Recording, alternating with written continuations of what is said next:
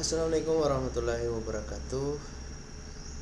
Ada sebuah pertanyaan dari influencer yang sering live TikTok. Jadi momen atau konten live TikToknya itu diskusi lintas agama. Ya, tapi kalau saya melihat, kan ini banyak kan, banyak sekali model video seperti itu. Tapi konten seperti itu, tapi yang satu ini memang justru lebih tidak pada diskusi ya, memang yang menjadi tujuannya itu untuk saling menjebak ya, menjebak umat Islam ya, agar kelihatan tidak tahu tentang kitabnya ya, sehingga tentu ini memberikan pengaruh atau dampak yang negatif bagi penganut agama Islam ya, seolah apa yang disampaikan oleh influencer non muslim ini bisa seolah benar, dan itu mempengaruhi daripada keyakinan daripada umat Islam. Dan jelas ada pengaruhnya ya, dari sisi logika ya, artinya logika umat Islam lagi sedang diacak-acak ya. Pertanyaannya sebenarnya mudah, simple, tapi ketika dilemparkan kepada orang yang awam, artinya dari sisi ilmu pengetahuan agamanya juga kurang, ilmu tentang akidahnya juga kurang, akhirnya dia tidak mengetahui, dan juga ada yang asal jawab. Nah, ini pelajaran juga untuk umat Islam, bahwasanya Anda berani untuk mau diskusi lintas agama sementara Anda tidak pernah belajar agama. Akhirnya jawaban Anda itu justru malah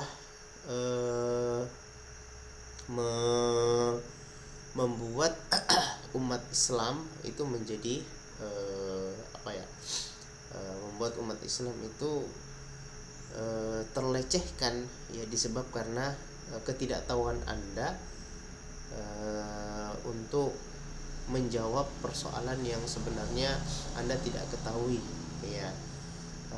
Artinya ya, umat Islam dianjurkan untuk belajar ya, belajar terlebih dahulu sebelum dia menjawab pertanyaan-pertanyaan yang berkaitan tentang keagamaan, apalagi lintas agama ya, apalagi masuk ke dalam forum yang memang mereka tidak tahu, sementara sebenarnya mereka itu lagi sedang dijebak ya, sedang dipermalukan akan ketidaktahuannya terkait masalah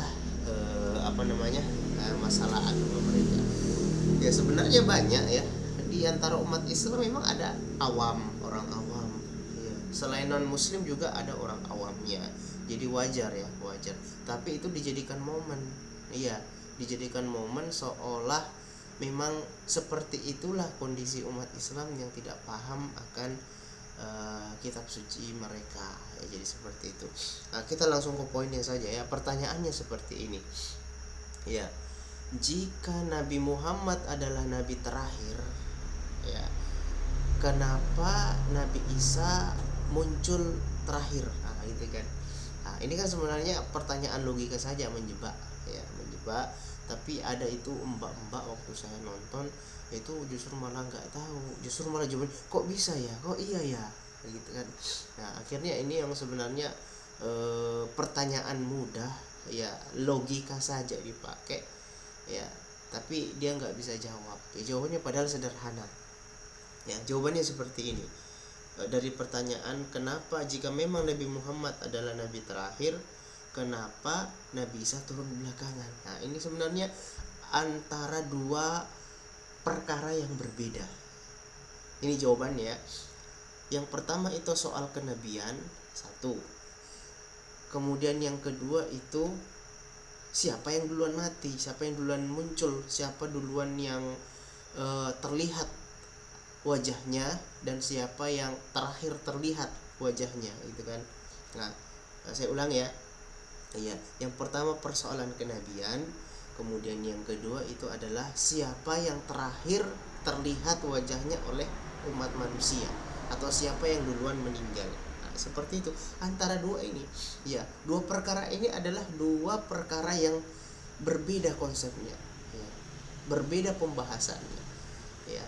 Seolah-olah di sini kaum muslimin diacak-acak pikiran mereka seolah yang turun terakhir atau yang terlihat terakhir oleh manusia atau yang meninggal, nabi yang meninggal paling terakhir itu adalah dialah nabi yang paling akhir. Padahal ini beda. Kenabian diangkat menjadi nabi dengan yang duluan meninggal. Nah, gitu kan. Antara Nabi Muhammad dan Nabi Isa itu kan yang paling terakhir meninggal kan Nabi Isa, karena memang Nabi Isa-nya masih hidup, masih ada sampai sekarang. Ya, tapi nanti turunnya di akhir zaman. Nah, sehingga di sini membuat umat Islam yang awam itu menjadi bingung caranya menjawab. Padahal ini simple. Satu masalah kenabian dan satu yang duluan yang duluan meninggal atau yang terakhir terlihat oleh manusia. Nah, jadi seperti itu. Yang duluan diangkat menjadi nabi kan adalah Nabi Isa. Itu kan antara dua nabi ini.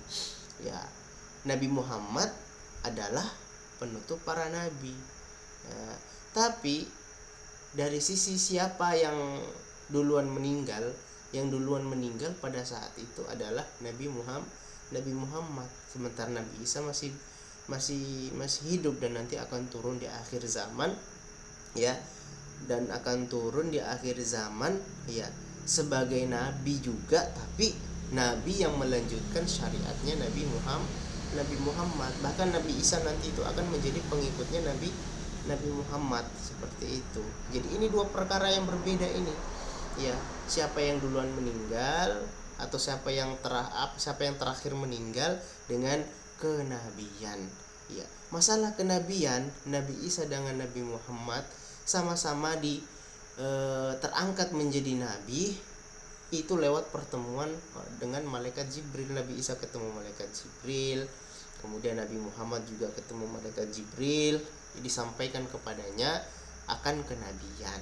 Akan tetapi masalah ketemunya mereka dengan malaikat maut, malaikat pencabut nyawa, Nabi Muhammad duluan yang meninggal.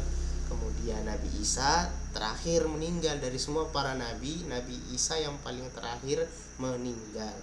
Ya, jadi seperti dua perkara beda ini ya. Artinya ini bisa kita jawab, tapi masalahnya di forum itu kaum muslimin tidak diberikan kesempatan untuk memaparkan, untuk menjelaskan.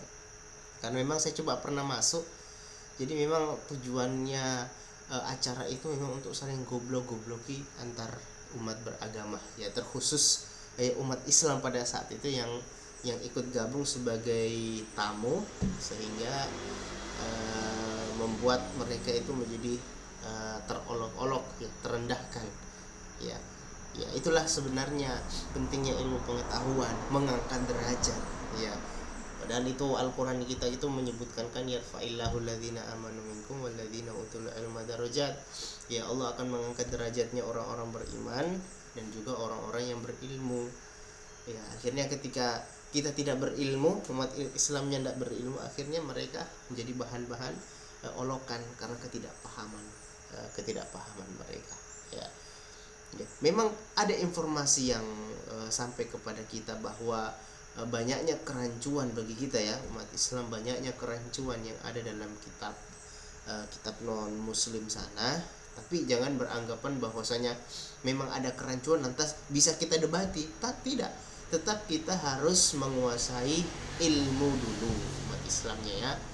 Kuasai dulu ilmu agamanya, ilmu debat, ilmu mantik, ilmu logika, ilmu filsafat, barulah kita debat. Ini kita nggak tahu apa-apa, justru malah kita debat, ya. Sekian dari saya. Assalamualaikum warahmatullahi wabarakatuh.